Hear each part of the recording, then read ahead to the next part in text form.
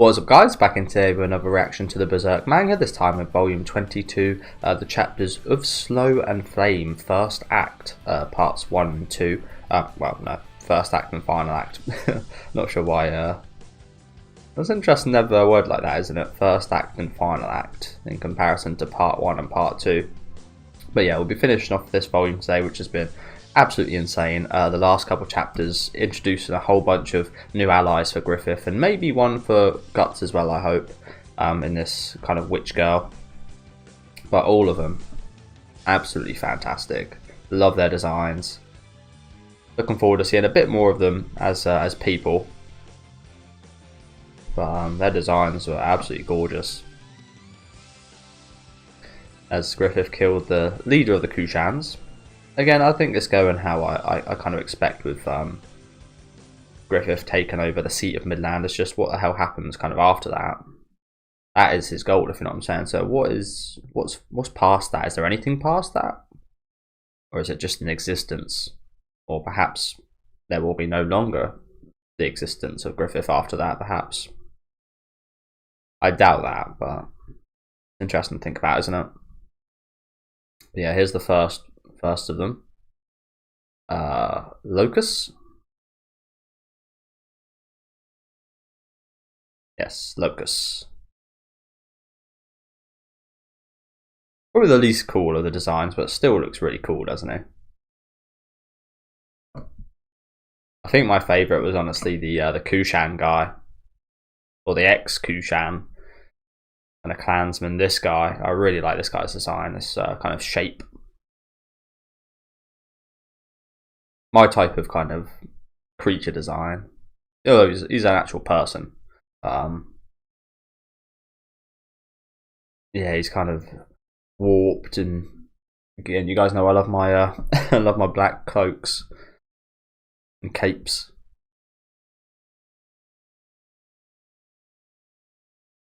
I really like this guy's design. And then finally we had this dragon guy, who, again, I had a theory that he could actually be a dragon. I'm not sure how plausible that is, honestly, but he was looking like a demon here, but he was shown as a human earlier. Now, of course, we've seen quite a few humans who kind of can turn into a demon, and have turned into demons, but I don't know, I feel something different about this guy. Maybe he's a dragon in disguise. Not sure what this was about still, though.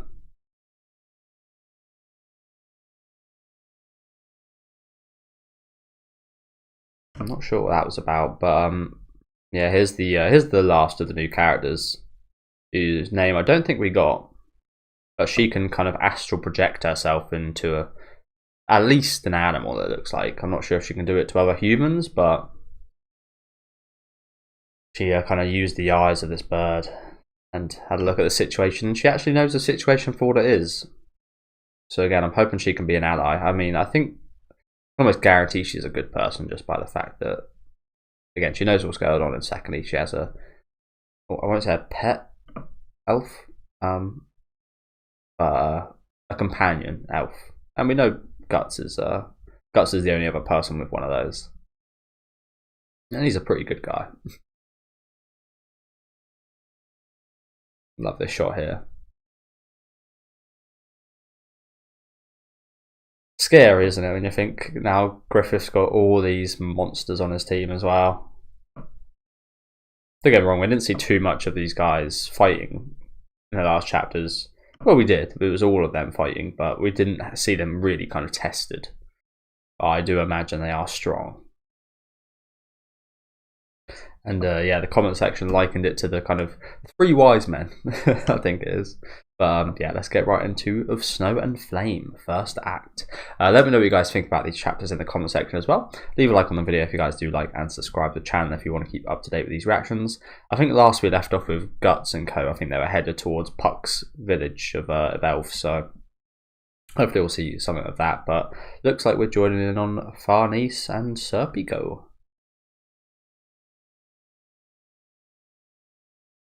Thank goodness we found a place where the snow and wind are tolerable for the time being. Okay, so we're Bit of a snowy season, I see. Must be horrible in these times to have to deal with the snow like this.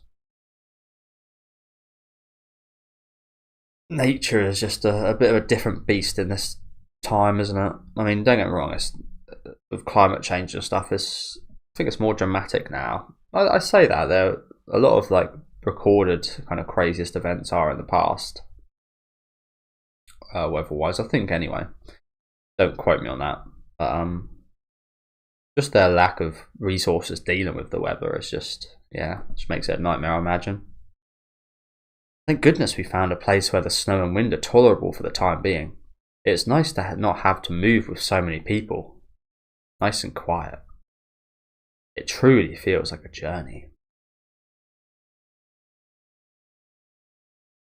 As the familiar flame right there from both Farnese's past and the recent events of the I can't remember what the building's called. Chapel, whatever it was, I can't remember. Holy building. The end of last arc.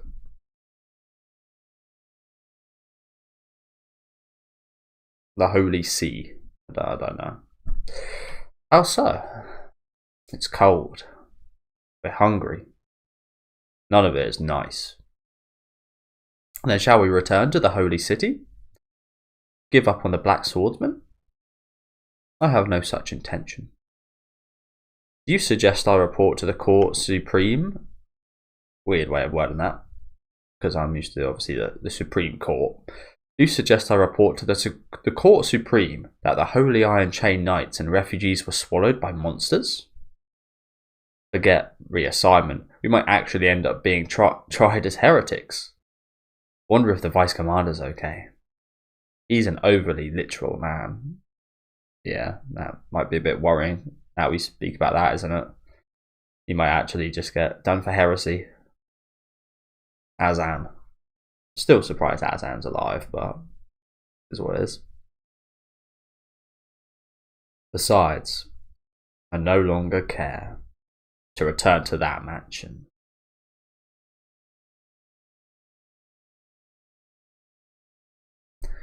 But listen, what are you doing over there? Come closer to the fire. Ah, no. Again, I've brought this up a fair few times about Serpico and Farnese's past and how they don't know each other's past, and this is a display of that kind of coming into their actions, isn't it? Serpico staying away from the fire, whereas Farnese is close to it, feeling the warmth.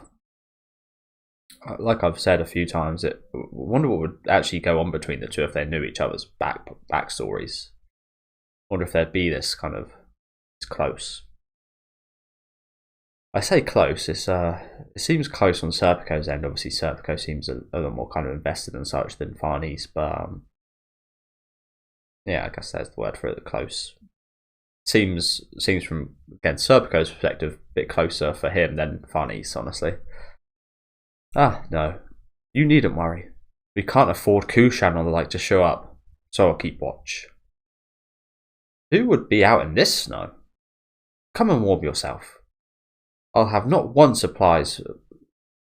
have one who supplies my food collapsing.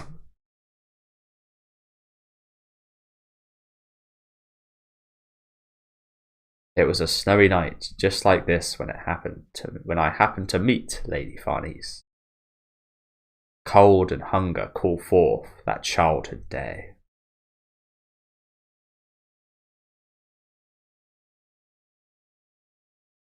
Ugh, fire. As I said. Beat it. This is when they met. From now on, we're the ones who say who gets food around here. Runts like you don't get a share. Now get lost.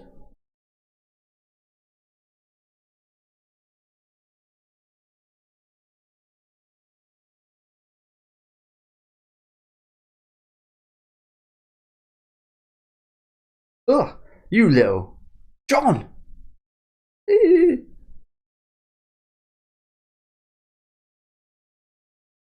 Cracked his head with a rock.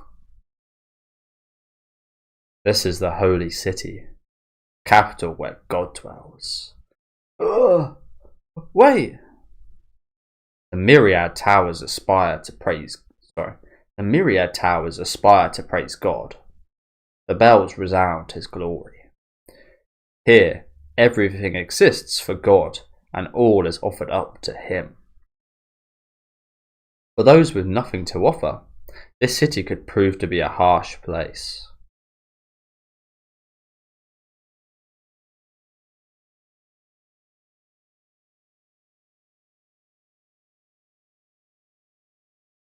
In a rotting hovel. Lovely. Alright, already got a nice image of where this is. In a rotting hovel on the edge of said city, I spent my youth together with it. A dim room at the rear of the second floor. Opening that door was always depressing. Oh god, so a zombie.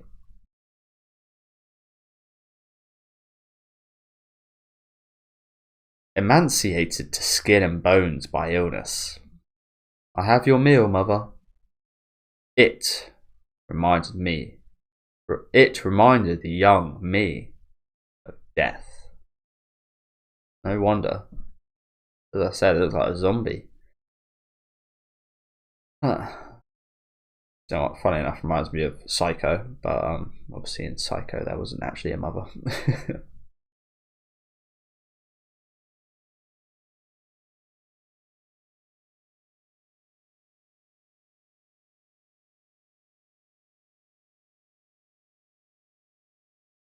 Where have you been? Well, your mother suffers here, so. What's wrong with her? Is she just that deprived of food and stuff? An illness, it looks like.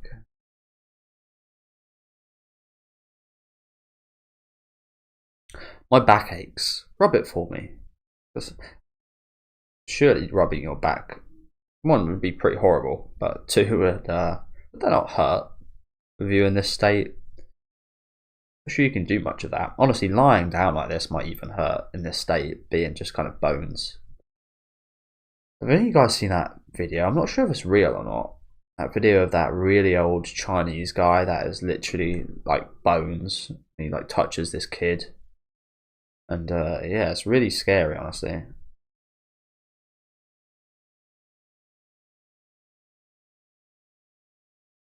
Her protruding twisted spine and ribs made her seem like some strange monster. Imagine this happened to your parents. That'd be horrible to have to deal with, wouldn't it? Just knowing they're in that kind of shape and pain. Again, as gross as this might seem from an outside perspective, I don't think you'd be thinking that at all if that was actually your parents, would you?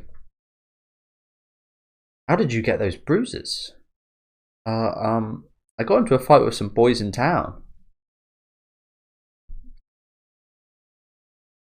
You're an aristocrat. Fighting with commoners is absurd. You must have pride. Jesus Christ, look at this. Literally just looks like a skull. Skeleton.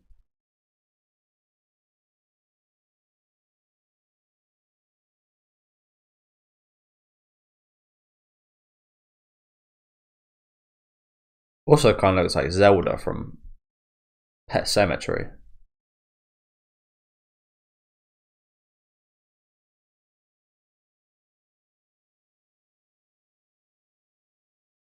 You alone are my hope. Someday your father will come for us.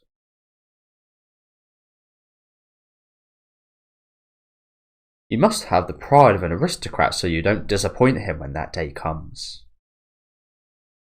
You mustn't get too excited, mother. You'll suffer another coughing spell. I give this to you.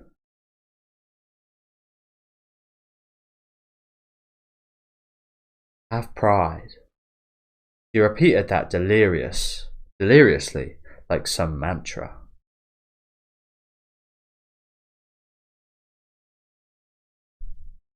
Have pride.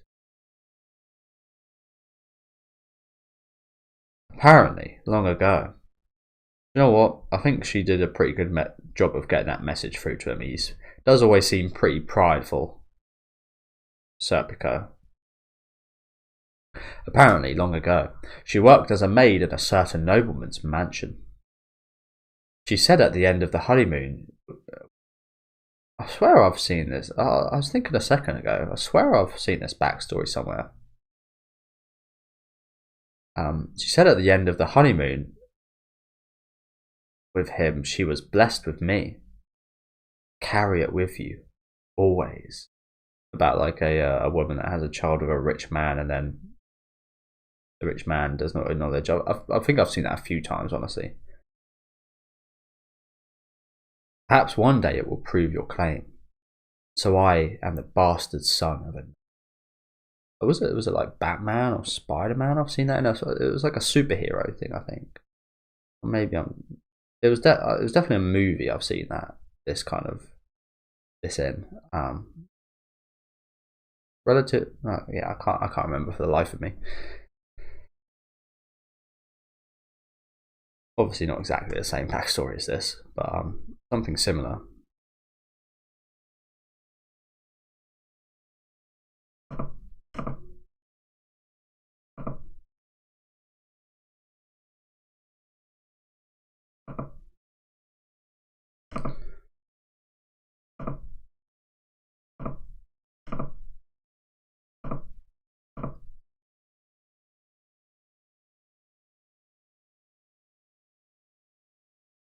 Other clung to her sweet memories and lived vicariously by burdening me with her dream. You say burdening you with your dream.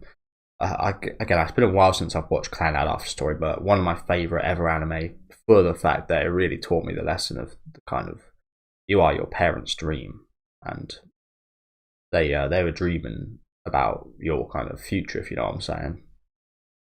So burdening him with her dream, I mean, I can understand how it might be. I've seen in current day of kind of parents pushing their young children and such into a certain kind of life choice or massive kind of career from an early age, like young actors and stuff and young athletes, and pushing their dream onto their kids. Now that is very kind of debatable in my opinion. That is, I don't really see that as a good thing in a lot of cases. Don't get me wrong, it's not always a bad thing either, but that I'd say bad. But in general, kind of burdening him with her dream, again, in some cases, I see it as a kind of nice and good thing. Like I said, I got taught a kind of life lesson about that in Clan Out After Story, so I kind of appreciate that more than not, honestly.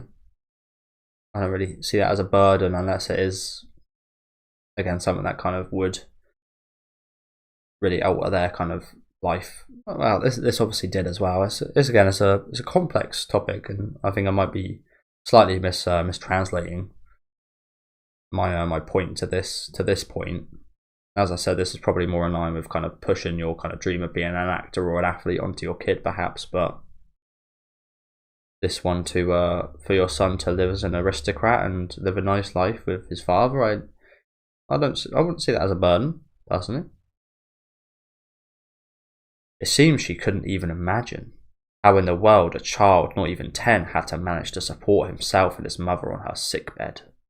But yeah, of course, there's obviously a lot more going on here than being a nice son. And especially in this universe, you've got to be ruthless. You owe my brother one for yesterday. Every day, mother forced me to bear more pride than I ever could. Beat him after death. And every day the city robbed me of that pride completely.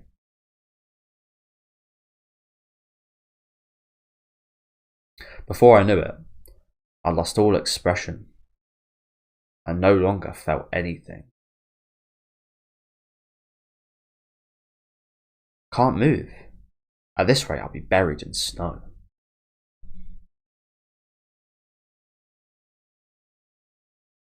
An interesting bit of artwork here. I'm not really sure what it means, honestly. It looks strange, doesn't it? Showing the kind of snow coming down. Let me know if you guys know what that kind of represents, if that represents anything. Maybe that's just as well. Might be easier.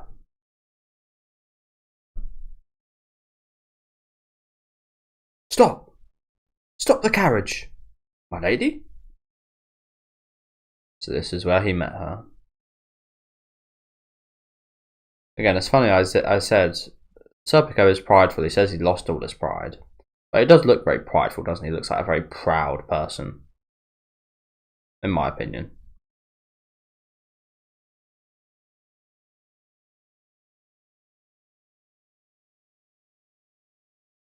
Yeah. I knew at a glance. Aristocrat. What gazed down on me was unlike myself. No imposter. A genuine daughter of nobility. The word was a curse to me. Perfect from her head to her toes. Silly rabbit. That is one creepy rabbit, isn't it? That is a very creepy rabbit, honestly.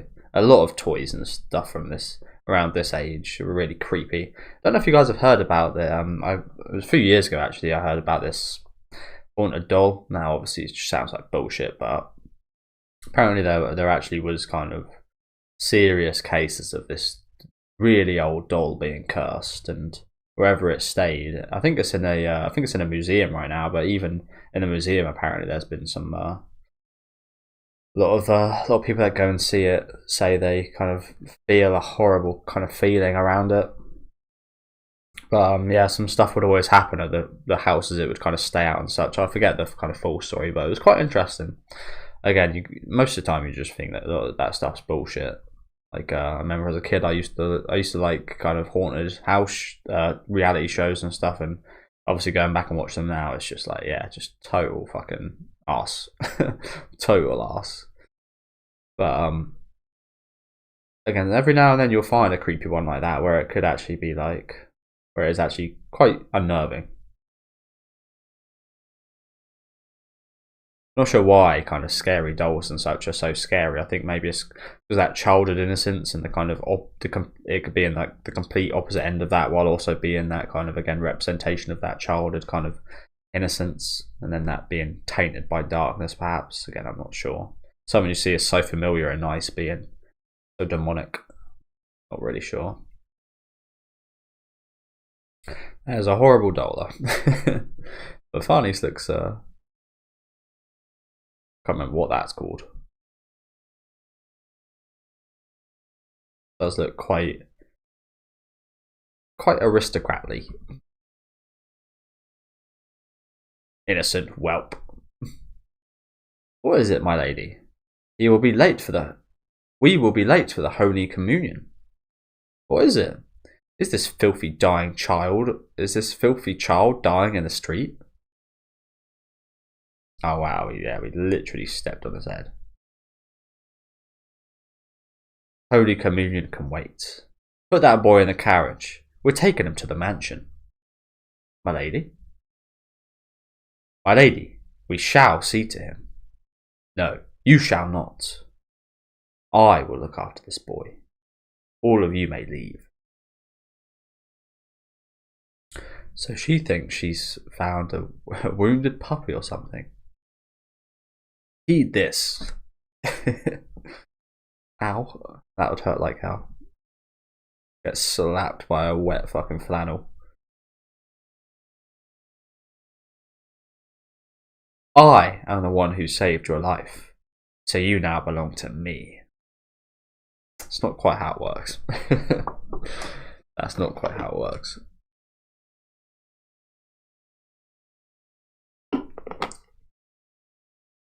At the time, it was beyond my ability to fathom. Pledge yourself. But thanks to that, I was able to find unexpected employment. At a noble mansion? What is the name? I was so excited, I failed to ask. Now I'd be liberated from this melancholy monster. I would be lying if I said it didn't lift my heart. Again, that's just sad, isn't it? That's just really sad that you think that way about your own mother. But It sounds horrible when I say it like that, doesn't it? But when you actually get the context of the situation and such, it's much more understandable. But even so, that is his mother. But again, she's a bit of a monster as well in a way. To a child, definitely so. To an adult, if it was an adult looking after his mother like that, it wouldn't be nearly as bad in my opinion. But yeah, the melancholy monster. I was told I would live and work there starting tomorrow. Do not worry, my wages will allow me to hire a housekeeper to care for you. Oh, that's nice. That's nice. Although hearing what she said, this is your one chance to touch noble society. Serve them well. I became aware of my sin.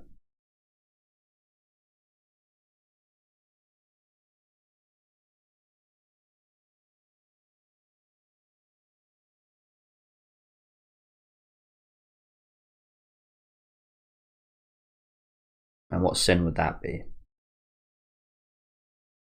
I love how this room's lit as well, by the way.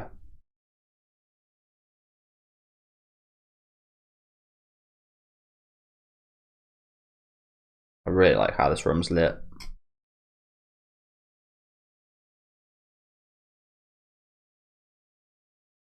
House Van Diemen. Van Diemen.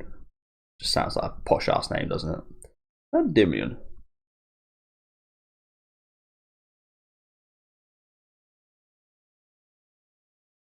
House Van Diemen. Its assets are rumored to its assets are rumored to surpass the budget of an eminent nation. Its bloodline is apparent in the royal families of several kingdoms. It is the noble family of noble families, centered in the holy city and boasting tremendous influence even in the religious community. But I was too young to comprehend such significance. Looking at it again, it's huge. Starting today, you're my personal page. Is that like a script writer or something? I don't know what personal pages.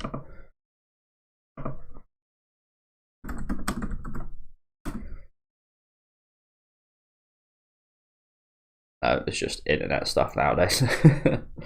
Again, I'm guessing that's like almost like what a assistant kind of planner would be, or someone that kind of carries out events and such. I don't know. You are to obey me absolutely. Serve me well. Yes, Lady Farnese. I was released from those abominable days, and with that in mind, I was able to brook the somewhat unreasonable commands. What was he doing here? He's retrieving the toy. I'll get him prod of that. Maybe he just can't swim and he's getting directed by Farnese. Not sure what's going on here. He's getting chased by dogs. Whipping a horse, about to get booted in the face. Oh, this Farnese whipping the horse to get. Oh, I see. So really, he's just your little torture doll. He's just another toy to Farnese, really. From what it looks like here. Poor thing. You put up well with it. You say you fell off a horse? You might have some broken bones. All of Lady Farnese's servants get fed up with her disposition and run off. She even set fire to one girl's dress, badly burning her. Mind you, don't go and put the young mistress in a foul mood. Good idea. All in the mansion tread carefully around this little tyrant.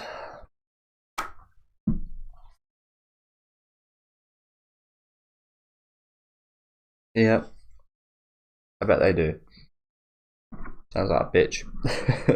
Spoiled little kid, but how are you meant to not be spoiled little kid in a having been born into a life like this? Well, she had a fitting reason to be as such. So what I always think of, it's interesting with celebrities and their kids and what they do with them. Do they kind of make them a normal person? Do they not give them any money or anything? I think there was some controversy with like Ashton Kutcher and Mila Kunis. I think I'm not too all in on celebs or anything, but I think I saw something about them saying they're not going to give their kid like anything. Again, I think that might make, you never know, because every child and every person is different, so it might actually just like be a huge detriment to them. Some, obviously, a lot of people just kind of let them be rich as well, let their kids kind of have their wealth as well. And you see a lot of idiots born like that and stuff, don't you? See a lot of the time those people are. The thing is, you never hear about the other end of the spectrum of that. You never hear about the good kids that are like that because they don't ever get in the news or anything. But you see a lot of the time, like millionaire's kid does blah blah blah or whatever. I think there was a recent one with the person that died on that submarine or whatever it was, and his son going absolutely wild. Yeah, I always find that quite interesting. I don't know what I'd do in that situation. I think I would, being who I am, I think I'd probably end up spoiling my child in that case. But I really hope they wouldn't turn out like again some spoiled brat. But I'd be spoiling them, so probably would. Hard not to, I imagine. Especially if you've got the means to. I think I might do that anyway with even if I didn't have that kind of lifestyle. Yeah. But she had a fitting reason to be as such. Her father, the Lord Van Diemen, was zealous for his work and rarely returned to the mansion, and her mother, losing herself in dissipation, abandoned her daughter daily. Her parents buried her in things to express their love. Yep.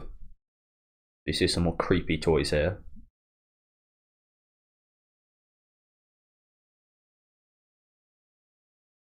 Just empty objects, really. The intention to easily give love without actually giving love. The Lady Farnese was literally left to herself in this expansive mansion. The solemn statues looked down upon her, a grave and gloomy labyrinth.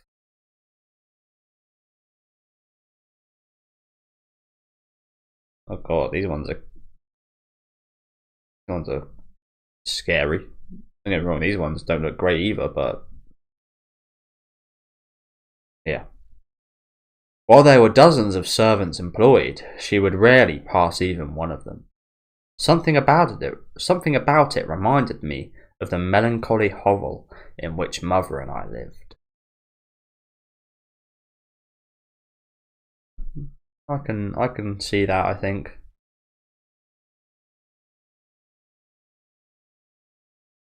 Kind of an empty love. I'm not sure so much say an empty love in Serpico's case. I think his mother genuinely cares about him much more than what it seems that Farnese's do about her. But he's not actually he's the one. It's kind of the opposite of what it should be, isn't it? He's the one kind of putting the love in, putting the effort in, and making a massive contribution to his mother. Of course, she's not in any state to do so, but she can only do so much in that state. Yeah, he's almost like the parent in that situation, of course. And funny enough, Farnese is almost like I wouldn't say a parent. She's very mature and snotty. But she is the only person in this mansion, really. Like, she is the owner of this mansion. Well, she's obviously not the owner, but she's the sole person in this mansion, essentially, like an adult would be, like a solo adult. So I can see where they kind of relate. Both got parent problems. In this huge prison, she lived alone as she saw fit. You will catch a cold, Maybe it was not mere pity and selfishness. Maybe we both sensed the same scent upon each other.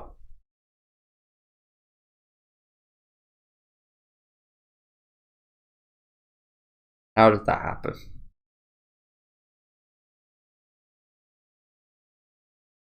One stormy night. Listen to me. You'll stay here all night and hold my hand. Yes, my lady.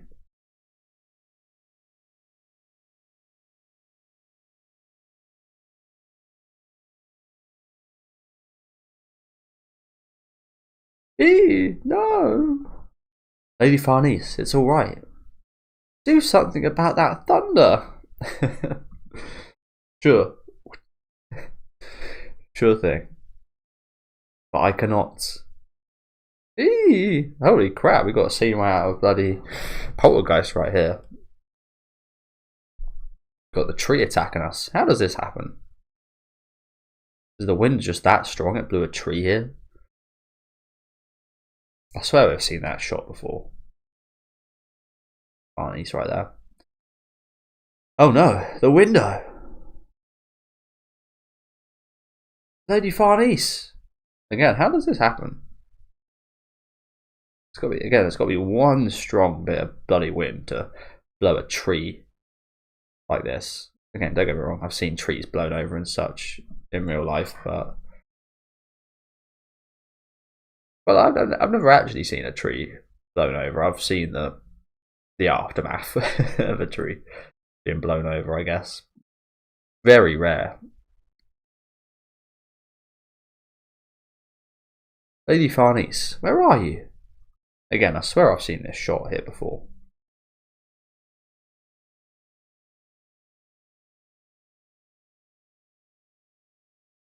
There in the storm.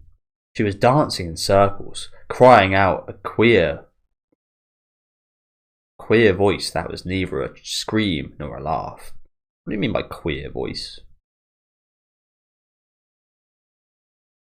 No idea. Something ghastly compelled her. Lady Farnese. Dancing in the storm that she was so frightened of. She cracks some of the statues.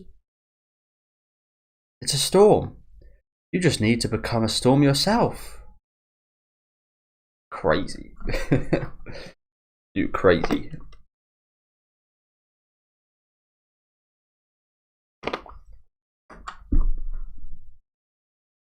It was this abnormal behaviour that repulsed the people around her.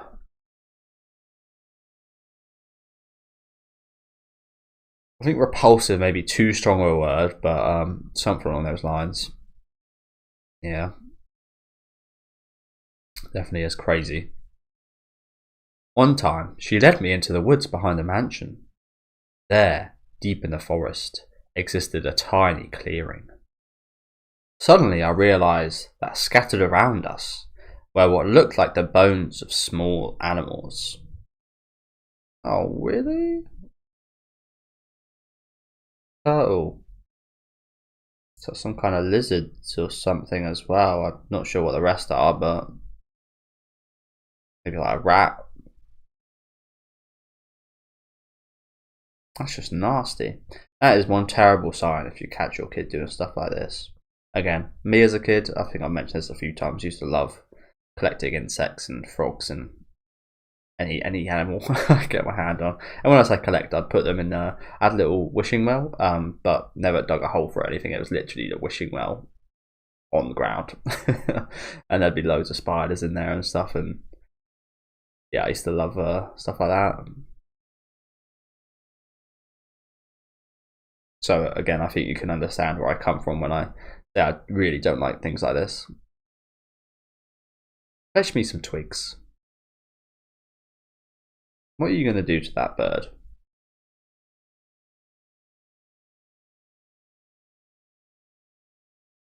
I'm going to burn it. This small bird. Just recently, Lady Farnese had been doting upon it. Lady Farnese? it wouldn't become attached to me at all. Damn. Watch this, she's trying to kind of place her parents' love in a bird, so the bird would be attached to her. Be someone close to her, but it didn't. That's why she's killing these animals. She's trying to make them her parents, almost. For but a moment, it fluttered furiously and cried out. Then, before long, fell into silence. Nasty bitch. Again, I understand where this is coming from, but it's cruel as fuck. Again, I really like. I was trying to. Again, funnily enough, I was trying to help a wasp earlier. I don't usually like wasps.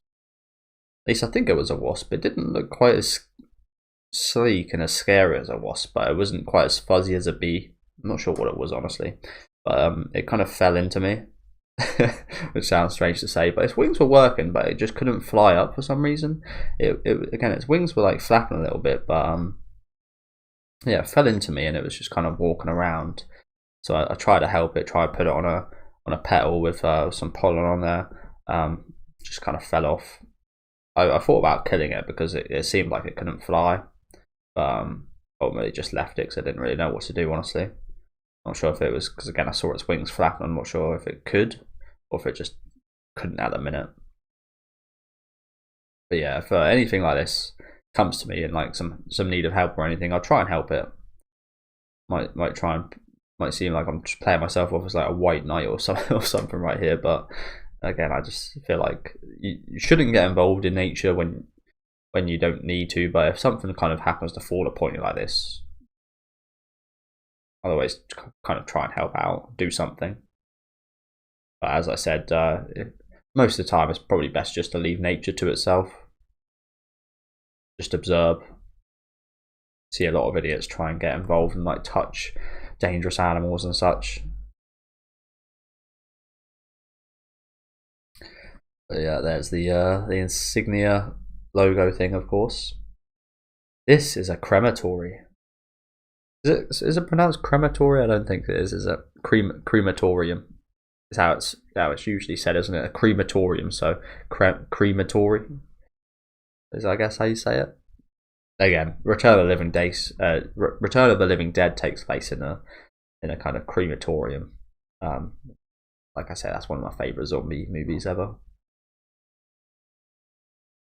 My holy altar, I burn all the bad ones. She spoke absorbedly. That story about the burned servant wasn't a lie. No, it looks like she might have tried that with an actual human as well. Wow. A smile illuminated by the flames. Creepy ass kid.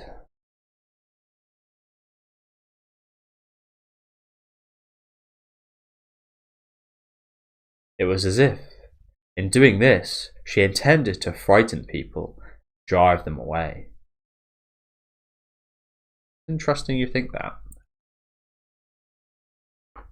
It's a very interesting thing in general to do if that is the case, isn't it? A lot of people try and hide their bad side and hide their kind of other faces. But Farnese is putting that right out there to just say, yeah, this is the me. You don't love me either, do you? You don't care for me or want to get close to me at all either, do you? Just like my parents. Just like trying to prove that her parents are right in a way of leaving her by herself, perhaps. Again, that's just my take at the minute, but then why? The plaza overlooked by the Lady Farnese's room. It was used for stake burnings during the height of an inquisition. I heard that when she was younger, she went out and threw torches, personally. I suppose she was alone in the darkness, lit only through the windows by the flickering flames. She looks really cute here.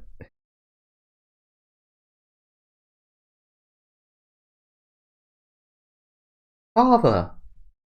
One snowy day, the master of the mansion returned home. It had been over a year since I was hired, but this was the first time I had seen him. A whole year. Bloody hell. Yeah, first time you're seeing him in a year is absolutely crazy. Just a minute, Farnese. I was just discussing business. Oh. What is that filthy doll? Eh? Yes, father. Throw that out. I can order as many new ones as you'd like. Anyway, run along for right now. Yes, father. She's just happy she gets to speak to him. Don't matter what he's saying. And a wholesome look here, but it's also a quite crazed look, honestly. Mate, what is going on here? I've had my playlist on shuffle, and it's played the 2 songs it just played in a row. Again, in a row. Strange.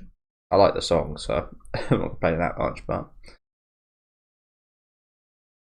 Lady Farnese? According to my fellow servants, years ago, the one time that the family took a trip together, Lady Farnese nagged her father to buy that rabbit for her. It seems to have been a precious memento.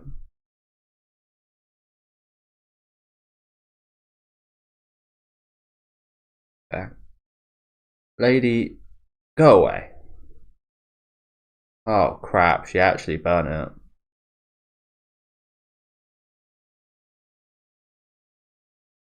I'm really liking this backstory so far. I really like this backstory so far, you know.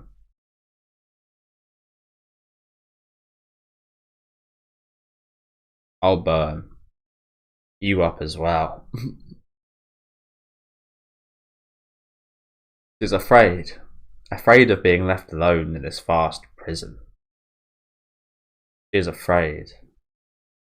So she injures them. She is afraid, so she estranges them. She is afraid, so she is desperate to be the one who is feared.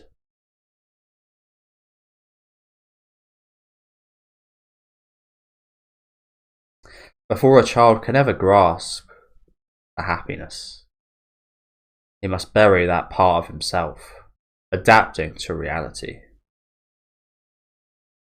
However, before long, his true self vanishes as the snow piles up the labyrinth.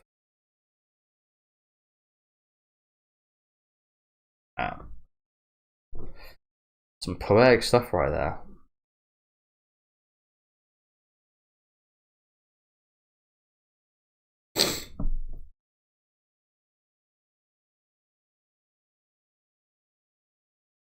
And again, very much in line with what we've seen from the series, of course.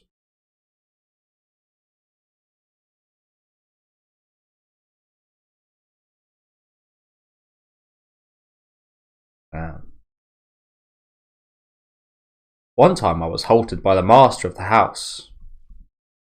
What is it, master?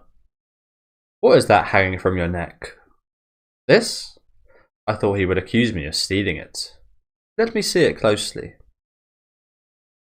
Oh, I thought so. It contains an inlaid picture of my young mother and father. Thus, I came to meet him. Wait, what?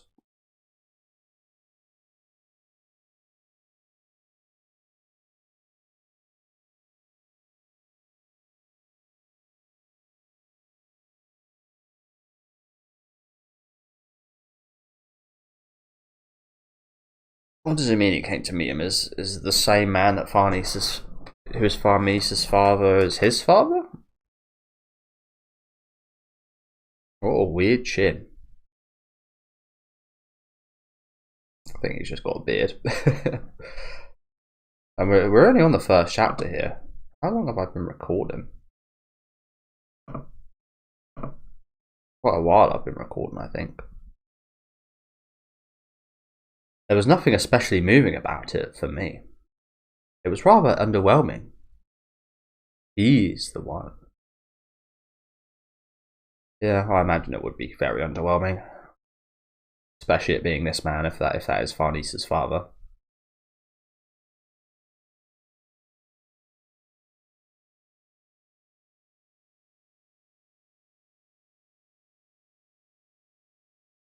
However, the truth that Lady Farnese was my younger half-sister shook me more than a little. Yeah. Again, I don't know how long I've been recording because I've had to have so many bloody pauses because my hay fever's been terrible. So apologies about that.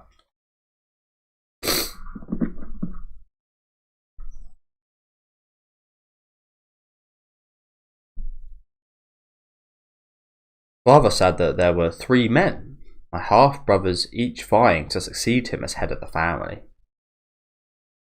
Yeah, I guess we were going to refer to this guy as father now. He explained that in order to avoid any more useless squabbling, there was no way he could allow me, as a bastard, to assume the family name Van Diemen. Understandable.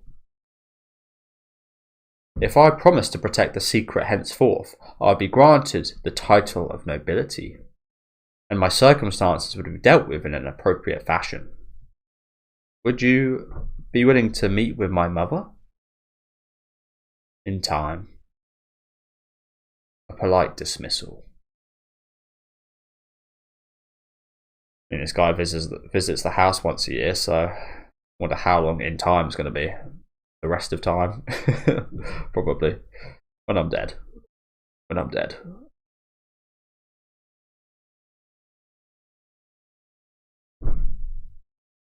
With so many assets, finding me a mother would have been trivial. My poor mother. It is God's guidance.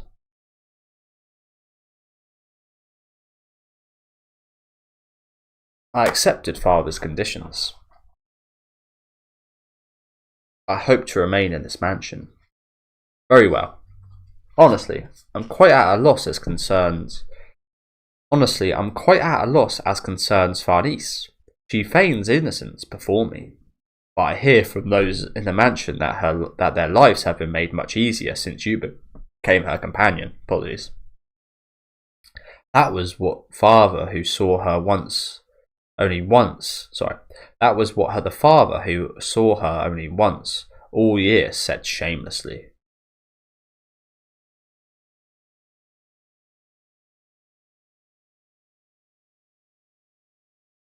We do not have the power now to melt the snow that lies thick about us.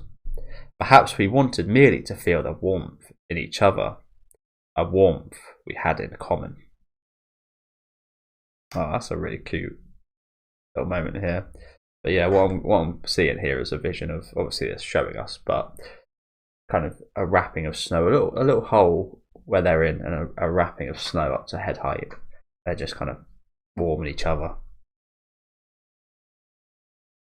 Both having very similar backstories and such, of course, or current ongoings. Their parents.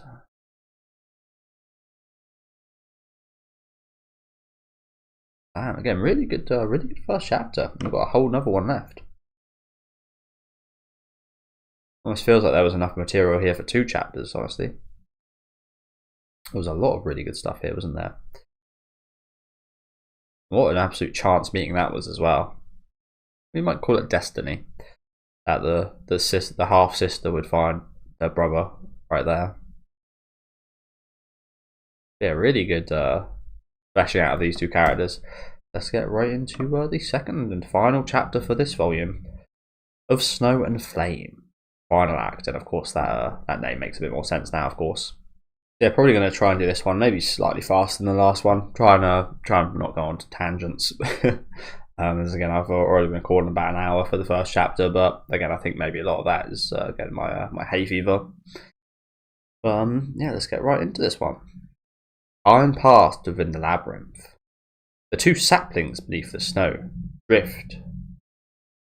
snowy drift became bent and entwined as they grew. A bit like the kind of insignia, sign, symbol of the religion. and without their knowledge, trees begin to extend their branches beyond the miniature garden, bearing curious fruit. Devil fruit? some curious fruit.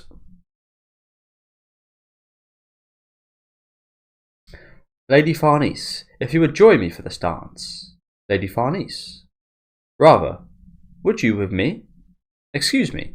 Serpico, be my partner. So much for that. She's impossible to please. Everyone aims to be close to her. They're all desperate to get under the Van Diemen umbrella. Is she again going to dance with none but her escort? Who is he anyway?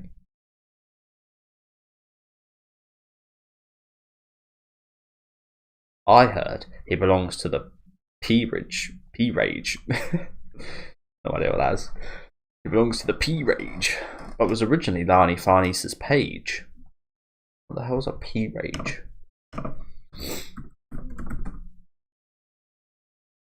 Body of peers or titled nobility in Britain.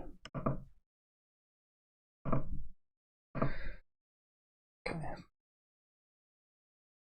He was born common?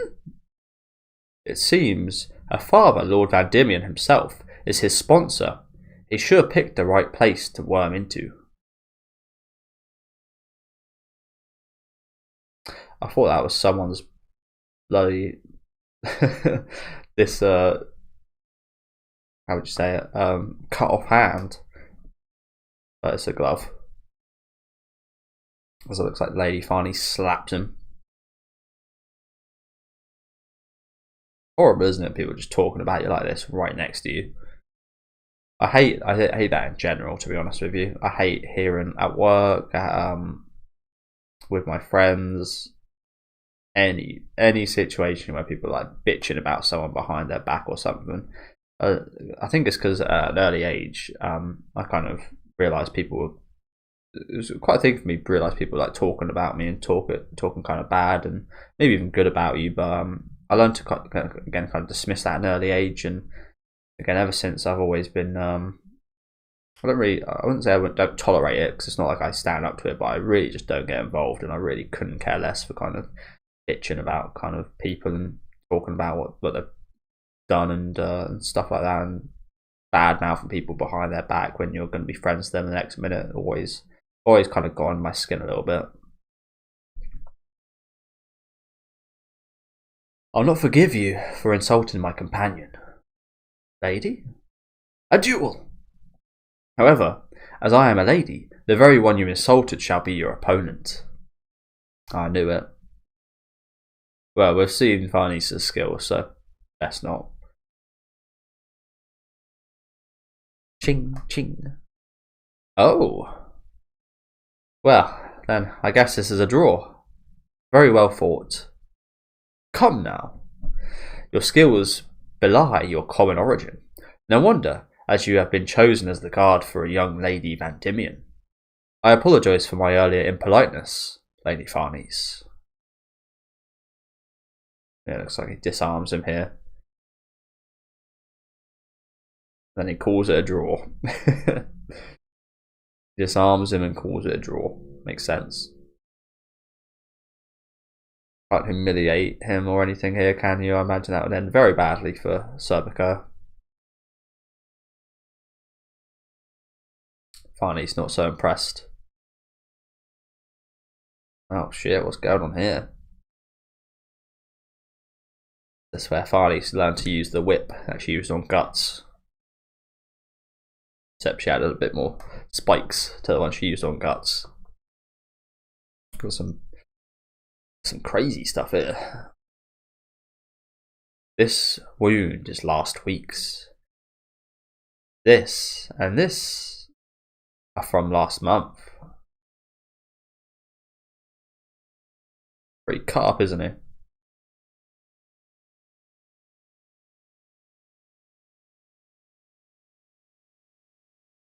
At this rate, you'll one day be like a ragdoll.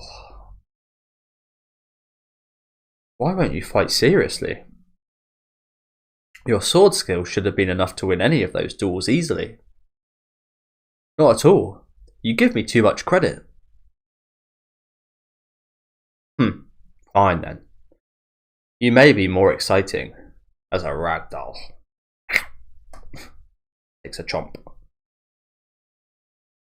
Oh, she's just so weird, isn't she? Again, explainably so, but since when was it that despite her bent shape, Lady Farnese came to have feelings for me beyond those of a mistress for her servant?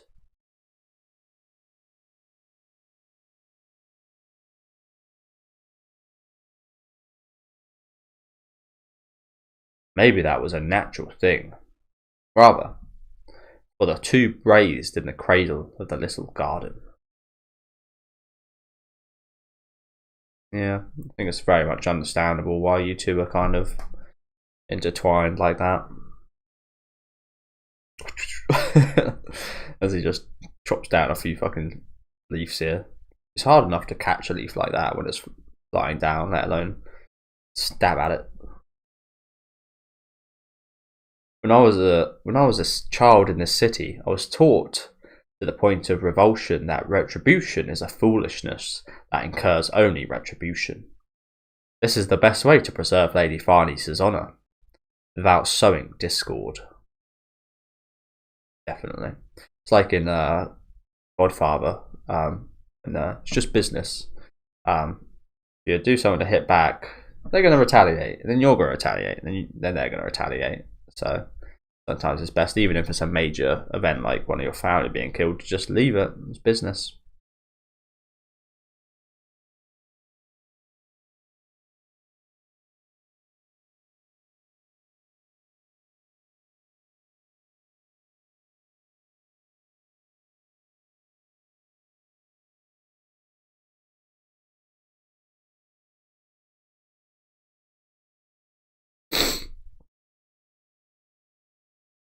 That year in the Holy City, I often caught sight of wives.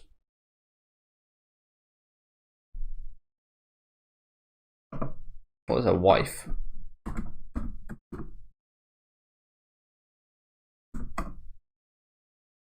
A homeless, neglected, or abandoned person, especially a child. A young person who is thin and looks unhealthy, uncared for. Really? Is that an actual name? Look at this. Ragamuffin. Never heard that before. Never heard of wife either. Street urchin, heard of that one. Gutter snipe. Never heard that one. Abandoned infant, quite the literal one right there. Foundling. That one's pretty cool actually.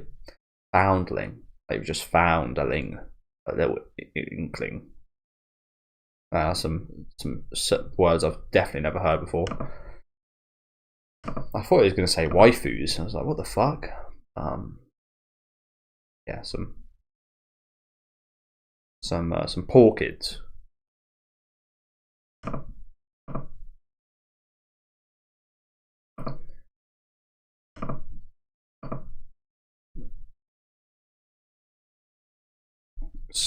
Gutter sniper. What's that? What a strange saying that is. Mother's condition progressed, and I had to send her to a sanitarium. She no longer even knew who I was. How awful is that?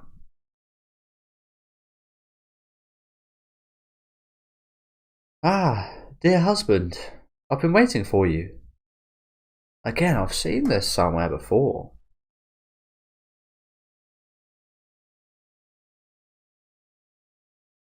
I've seen this somewhere before.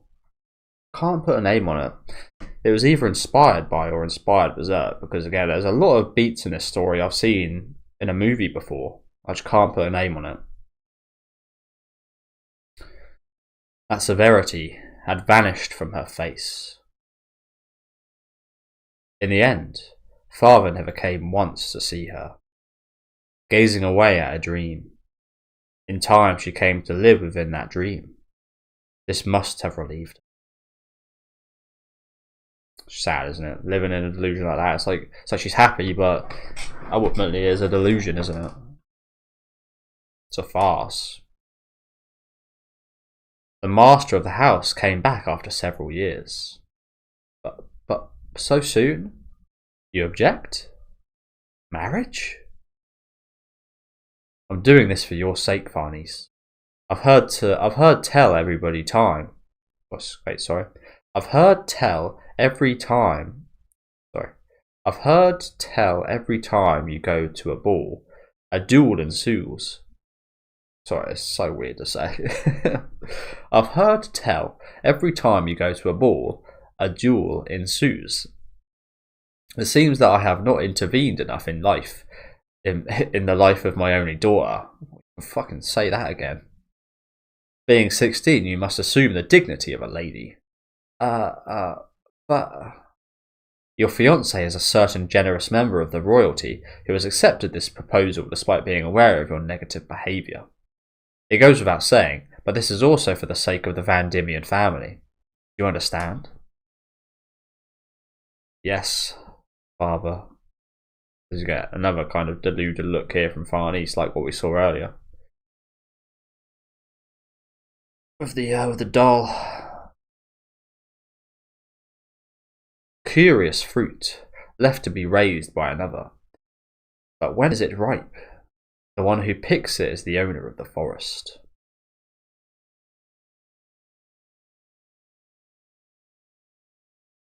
Funny, isn't it? Left to be raised and everything, and then he comes and picks up the contents and chooses its future for himself. Poetic way of saying that here. Lady Farnese.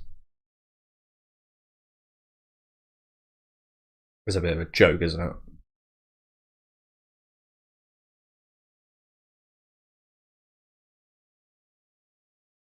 No. I can't leave this place. Outside. I can't live anywhere other than here. But if you were to take me and run away,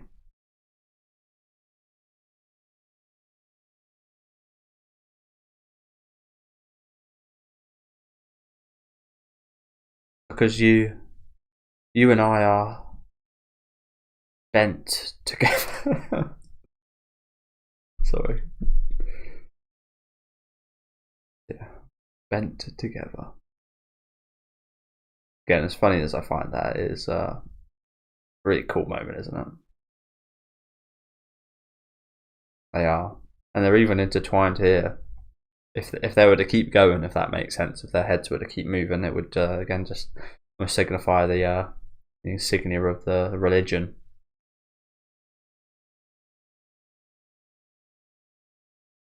That tear. Let's hope they're not incest, though. Let's hope that's not the case. Hopefully this is like a family love.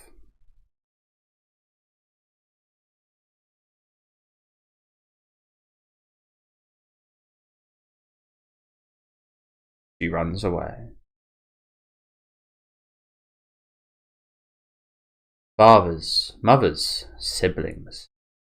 Why was I now unable to escape from all the yokes that bound us?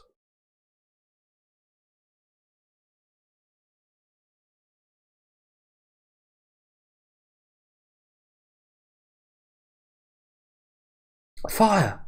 The mansion! The young mistress has gone mad! Of course.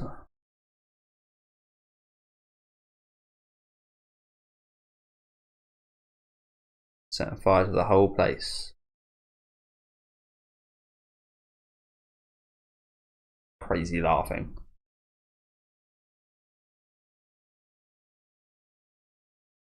She almost got herself bloody killed. Chandelier. One of the mansion's houses burned down in the fire. That foolish daughter. What does that mean, one of the mansion's houses? That's rich people talk right there. To think that she could go so far.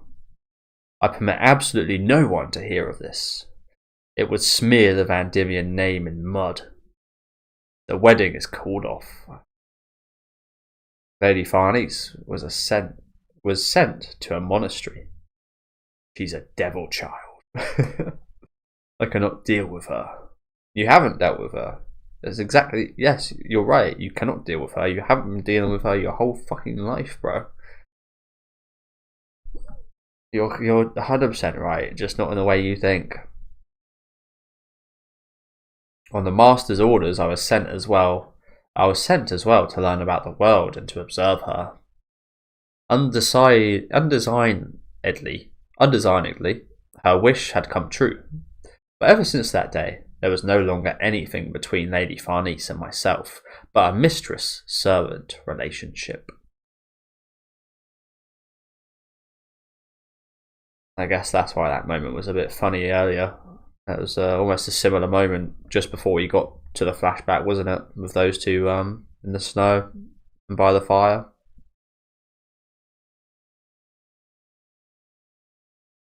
Days were spent in tranquil dialogue with God, but the Van Diemen name did not long afford such leisure. How gallant! It is tradition that the leader of the Holy Iron Chain Knights be a lady, but how grand for it to be the daughter of the glorious Van Diemen family. We entrust to you this duty. Your vice commander, Azan, will see to all the practical matters, so you need not worry. You may ask him many things regarding a knight's frame of mind. It is an honour to make your acquaintance.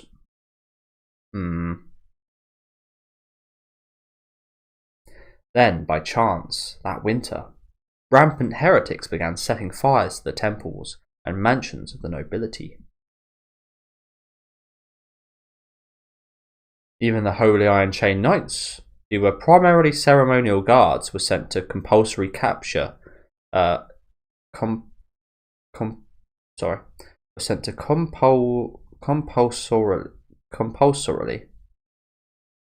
compulsorily capture and suppress the heretics. That rundown building, all forces, charge!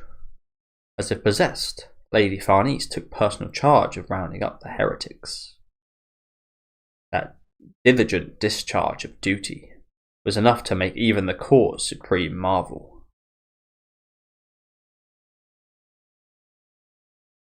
Fit for the role, to say the least. Fit for the role.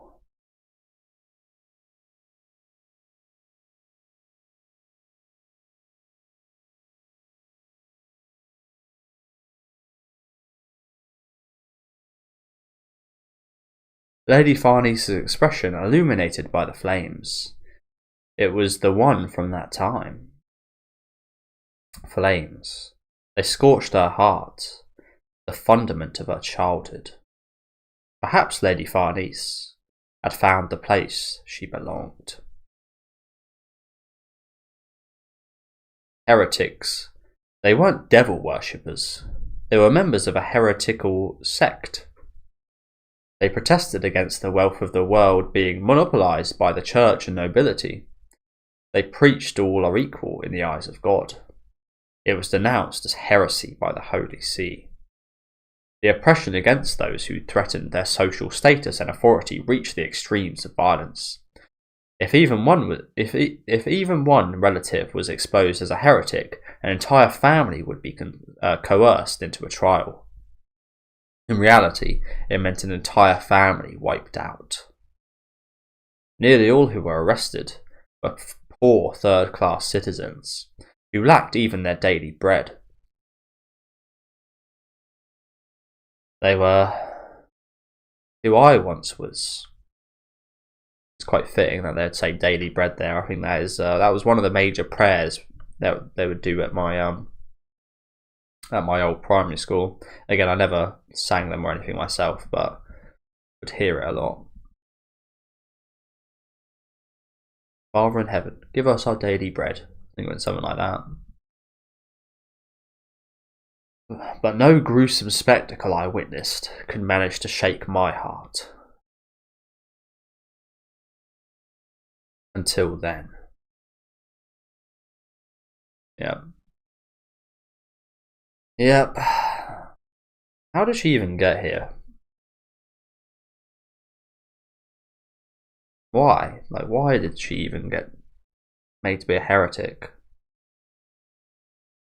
Again, the state she was in, maybe she said something crazy. We were finally able to strike their headquarters. Who would have thought a sanitarium would be their den? Well done, Lady Farnese. Or was she just kind of in there with the people looking after her, and the people looking after her were the heretics, perhaps? Mother? So I was talking about earlier about how what would happen if Farnese knew Serpico's backstory and so on. But that holds no ground at all now, does it? I didn't think they knew, but looks like they actually go way back, a lot further back than I would have thought. Huh? What did he just say? Oh shit! Why? Oh god! Why is she here? Serpico, this is some kind of mistake. I mean, Mother no longer understands anything.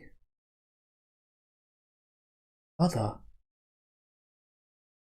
Did he just say mother? Is your mother among those?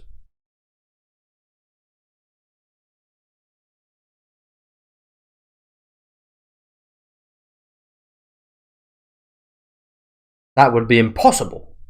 A relative of a member of the Holy Unchained Knights a heretic? Well, yes, but he did just... If this is true, it constitutes a major problem. Is it my fault? Is it because I left you all alone in that house? Jesus Christ.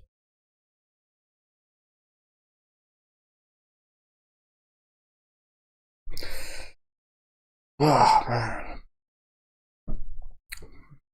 But was not your wish fulfilled thanks to my decision? Oh, dear husband. I chanced to meet father and joined the peerage as you wished. Have you been despondent? Nothing. Have you been despondent? Nonetheless, since? Look, I didn't know that was all one word, honestly. Nonetheless, since. Oh, how long has it been? Isolated, clinging to God while living in your dream world. I hated you. I sometimes wished for your death so I might escape your yoke. Again, horrible thing to think, but you can understand given the circumstance, I think, especially as a kid. Has our son been of use to you? He has not done anything to disgrace the family name. Is that the reason? Is this your revenge?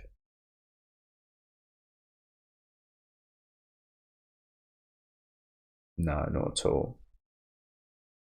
Again, I don't sense anything bad from this woman, honestly. Again, I understand she has done bad to her son, but not intentionally. Again, I don't see any bad in this woman, honestly. I don't think this is her revenge or whatever. I can understand how you might think that in this situation, but... And again, I can understand that she did... It's not the best environment to bring up a child. I mean, she didn't bring up a child at all, just like what we saw with Farnese, but in a much different way, in my opinion.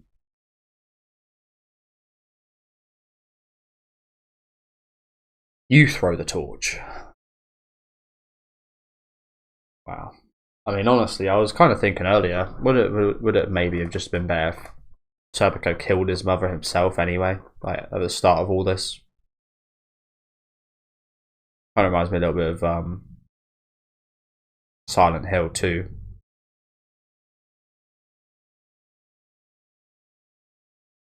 You throw the torch. Ah.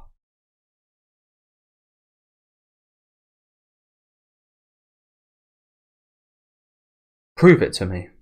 Prove she's not your mother. Damn.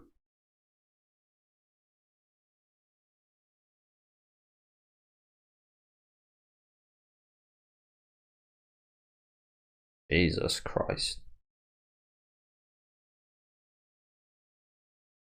Swear it once more.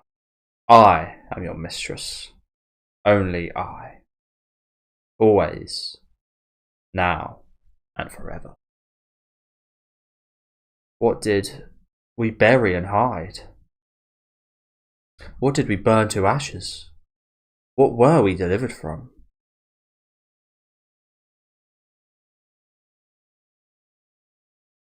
What were we enchained by? I can't answer that question, honestly. I can't answer that question. But the fact remains they were delivered from something. They were enchained by this.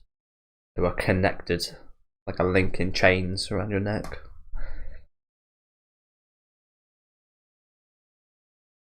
Again, another really nice shot here.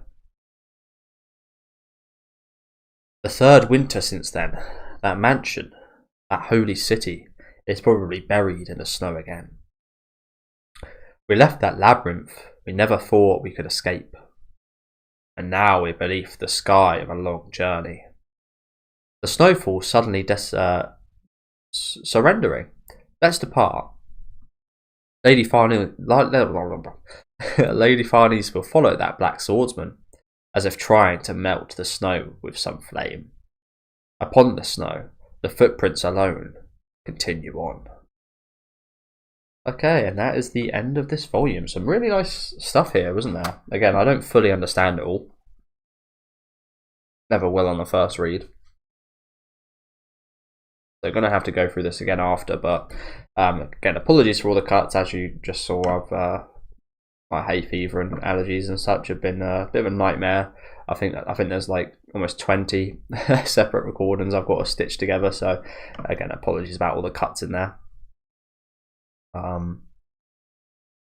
Yeah, really good couple chapters, weren't they? Focusing on Farnese and Serpico. Again, answered all my kind of questions if they were to know about each other's past. Well, they do know about each other's past. Their pasts are literally one, pretty much. But the snow footprints continue on. So let's read some comments quickly to end off. What's this person talking about? Called it. Is this why he hates fire? It's interesting that he hates it and she loves it. It was explained earlier, right, that he hates fire and that his family died from being burnt on the stake. Again, that's why I've always been mentioning this time. Why it'd be interesting if they knew of each other's past, but again, turns out they already did. They already did know about each other's past. They were heavily involved in each other's past. Farnese literally handed him the torch to burn his own mother. Messed up.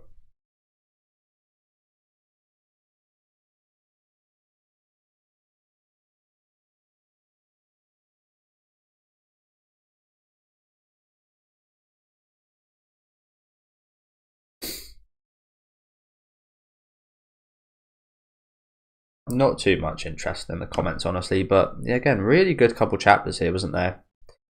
Kind of unexpected, honestly, ending out this volume. I'm glad we got this, though. I was always hoping for a little bit more Farnese and Serpico, as they were a big focus on in the early stages of the last arc, but after the early stages, they really weren't too heavily involved, honestly. Well, they were involved. They were heavily involved, but there wasn't that much of a focus on them.